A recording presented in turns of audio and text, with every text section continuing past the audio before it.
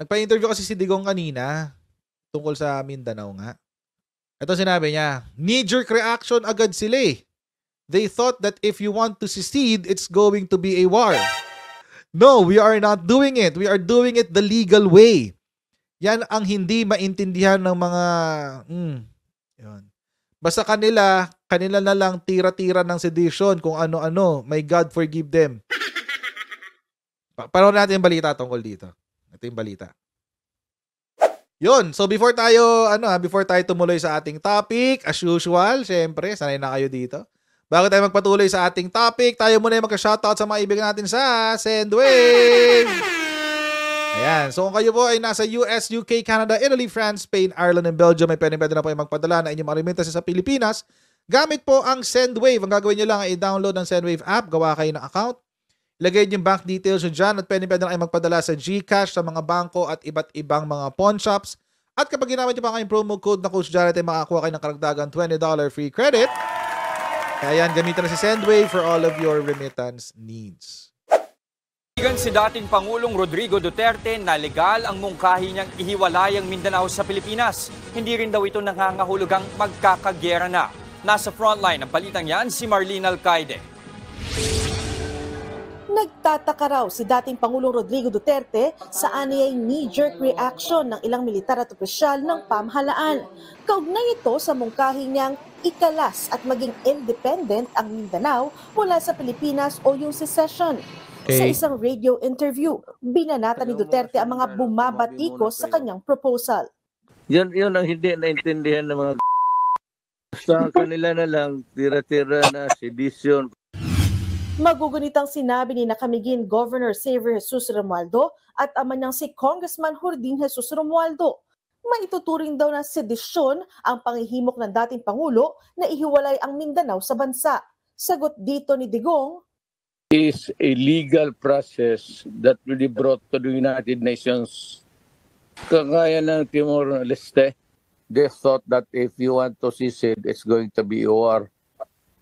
No, we are not doing it. We are doing it the legal way.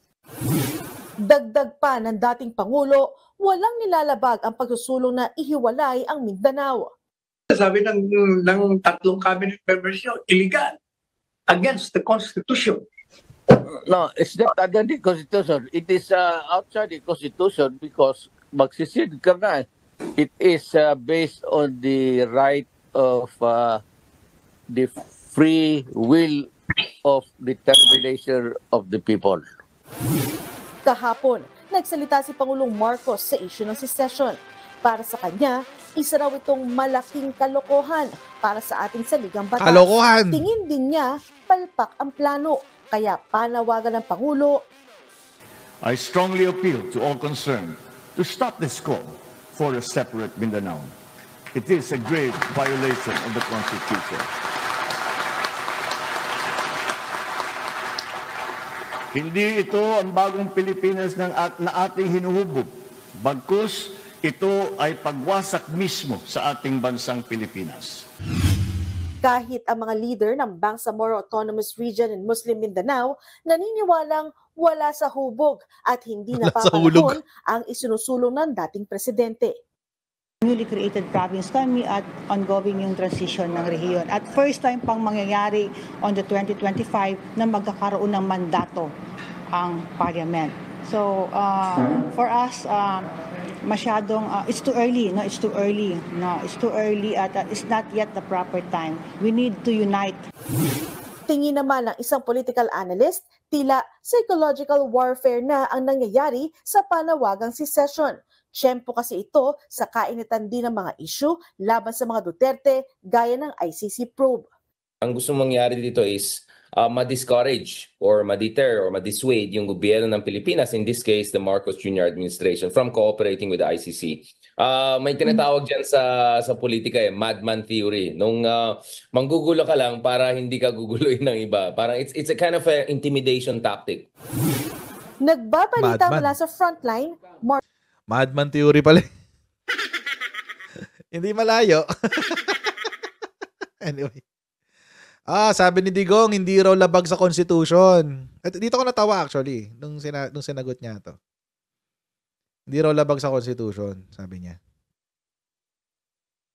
Yan, ito yung sinagot niya eh. Hindi raw labag sa Constitution yung secession. Sabi ni Shi Digong, partida, abogado to si Shi Digong. It's not against the Constitution. It is outside of the Constitution. O di unconstitutional nga. Hindi pala siya saklaw ng Constitution eh. Shi Digong naman eh. Prosecutor pa naman to dati.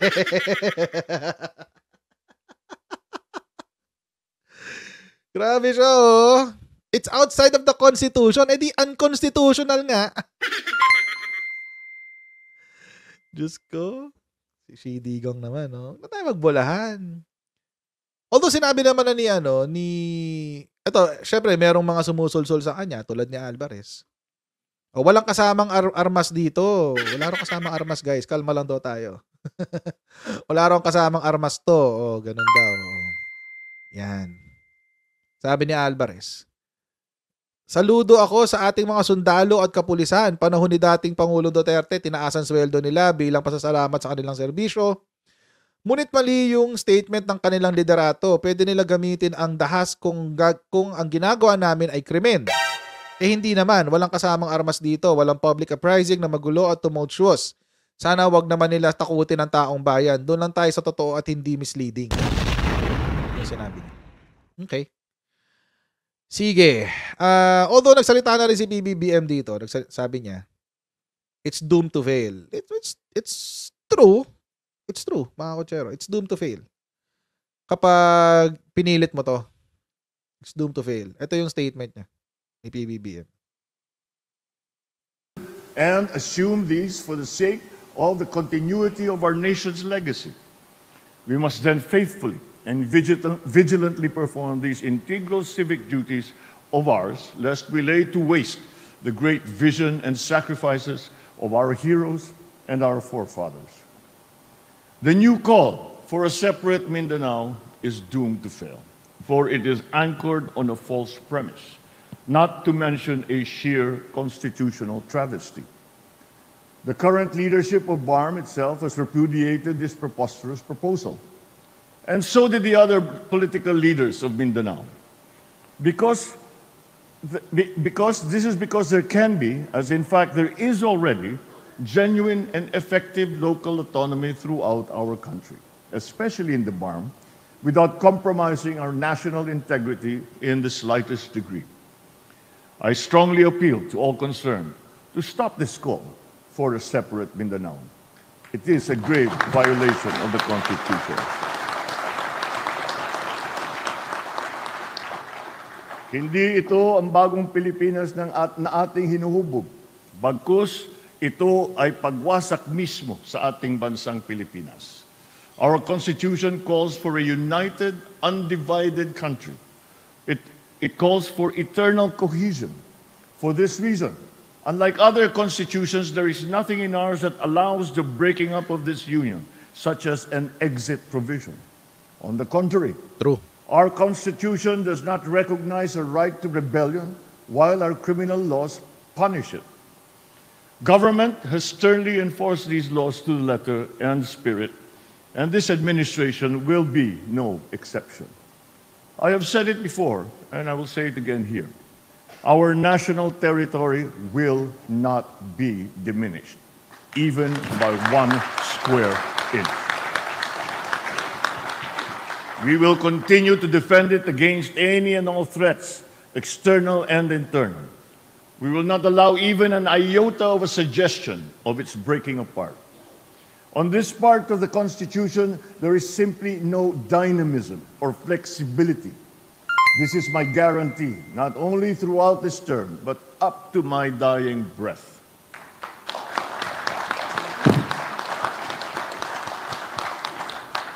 Fittingly, as I said 2 weeks ago during the 125th anniversary of the establishment of the First Republic, a divided republic cannot prosper. It was unity that made us rise from our pandemic challenges. And under the banner of the rule of law and supremacy of our Constitution, our unity, both of our people and of our territorial domain, will continue to fuel our ascent and the further pursuit of our collective goals and aspirations as a nation. We must then galvanize our people and rally them to preserve the Republic and everything that our flag symbolizes, its 3 stars and its sun. Huwag natin talikuran ang ating panata. Huwag natin payagang mabaliwala ang lahat ng mga pinaglaban ng ating mga ninunot mga bayani. Yun. Pinag-comment dito kanina, sabi wala naman dong batas on secession. Wala ka talaga makikitang batas on secession. Pero meron tayong constitution. Baka nakalimutan mo yung Article 1. Baka nakalimutan mo yung Article 1 ng constitution natin. Mailusot lang talaga yung idol nila eh. Mailusot nyo lang yung idol nyo eh. Walang batas on secession, but the Constitution criminalizes any act that will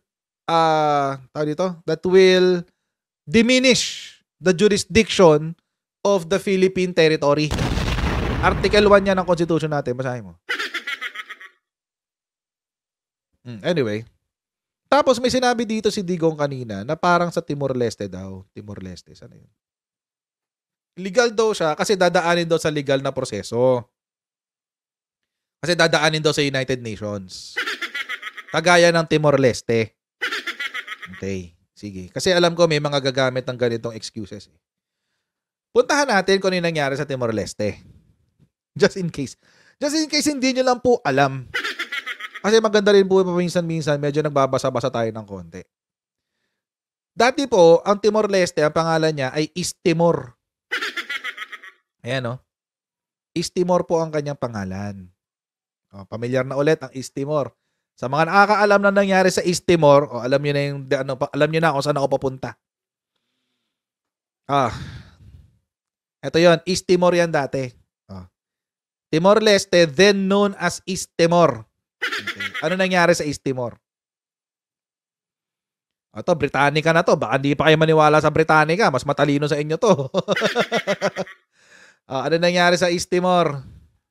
Sa ano pala? Timor-Leste. Punta na tayo sa ano. Ito. Sa medyo recent. So, nung una, Portugal ang merong occupation dyan sa East Timor. Tapos, when one of the major political parties there, Fretilin, gained control of much of the territory in November, declared its independence as the Democratic Republic of East Timor. Nung dineclare nila yung kanilang independence, pinasok sila ng Indonesia. And declared it an integral part of that country as the province of East Timor. Yan na. Ito na ngayon. Over the next 2 decades, tens of thousands of East Timorese died, resisting the Indonesian occupation and annexation or as a result of famine and disease. Ako sino ba mangyari sa Mindanao to? Ang pangit na example ni Xi Digong eh. East Timor talaga. O bakit napilitan ang Indonesia na mag-referendum sa Timor-Leste?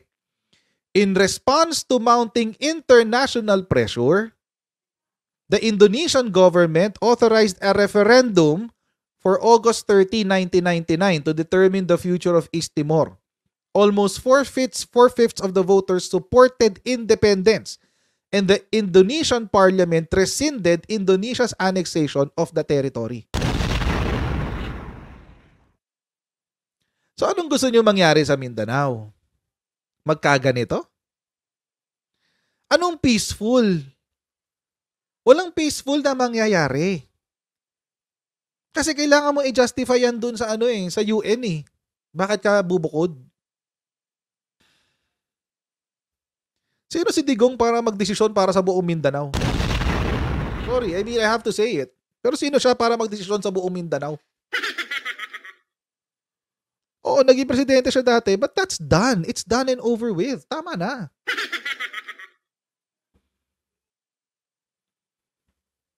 Hindi pa natapos yun doon. O di napagbigyan nga ang East Timor. O kaso nga lang, pati yung mga citizens mismo, the transfer of power was accompanied by violence perpetrated by anti-independence militias. Hundreds of people were killed and thousands fled to the western half of the island. Refugees subsequently began returning home. So ito talaga yung example nyo na gusto nyong gawin. At bakit si Digong ang nagdidesisyon para sa buong Mindanao? Doon ako nawiwirduhan eh. Bakit si Digong ang nagdi-decide para sa buong Mindanao? Eh tinanggihan na siya ng BARM. Sabi ng BARM, no, no, no, no. No way. Ano pa sinabi? League of Provinces ng Philippines. Nagsalita din sila dyan. Ayaw din nila niyan. It destroys the integrity of the territory of the nation, which is already facing unhampered violations for its sovereign rights in the West Philippine Sea, etc., etc.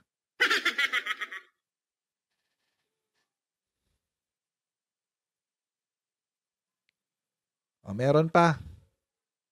Maguindanao at Sultan Kudarat. Tinanggihan din niyang Mindanao Secession.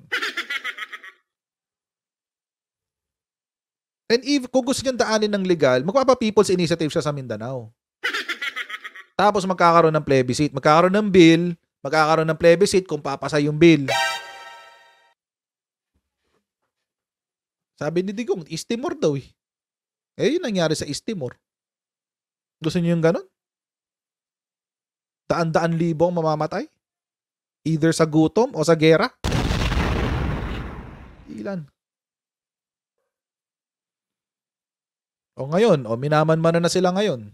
PNP monitoring groups pushing for Mindanao secession. O kaya niyo bang panindigan yan? Ewan ko lang kung hindi ko alam kung anong tumatakbo sa utak ni Digong, kung bakit ganito yung naiisip niya recently. Hindi ko talaga alam. Parang parang nga siyang sinapian ng espiritu ni Joma at saka ni Nurmiswari. Joma and Nurmiswari combined. Although buhay pa naman si Nurmiswari. Hindi, again, mga kotsero, I don't think si Digong represents the whole of Mindanao. I don't think he represents the whole of Mindanao. Maingay siya, oo. Maingay siya. Pero, he doesn't represent the whole of Mindanao. At, kung aasta siyang ganun, pinatunayan lang niya yung akusasyon sa kanya ng mga dilawan. Power-hungry dictator talaga siya. Kung totoo yun. Kung ganun talaga siya mag-isip. Tingnan natin kung uusad to. Pero, I doubt na uusad to eh. I'm of the opinion na si PBBM nasa dito. Nasa tama dito. Wala, it's doomed to fail. It's doomed to fail, guys. It's doomed to fail. Walang gobyerno. Maski nga yung masarili Mindanaoans, ayaw eh. Diba? Mindanaoans nga ayaw eh. So, diba? Itingnan natin mag-comment si Nurmiswari, no, Arnel? Paano pag nag-comment si Nurmiswari, no? Anyway. So, ayun, mga kotsero. Maraming pong salamat sa inyong patuloy na pagsuporta sa ating channel. Please don't forget to like, share, and subscribe sa Coach Jared YouTube channel. And pa-follow na rin po tayo sa ating Facebook page para lagi updated sa mga ganap dito sa aking channel. And I'll see all of you in the next Coach Jared Live. Alright, bye everyone. See you next time. Bye.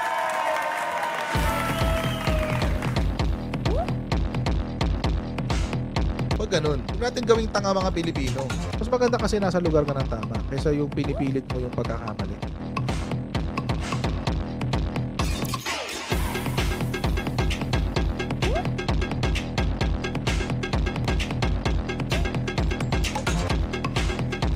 Are they willing to go that far? Hindi makakalimutan ng Pilipino yan hanggat di nasasagot niya.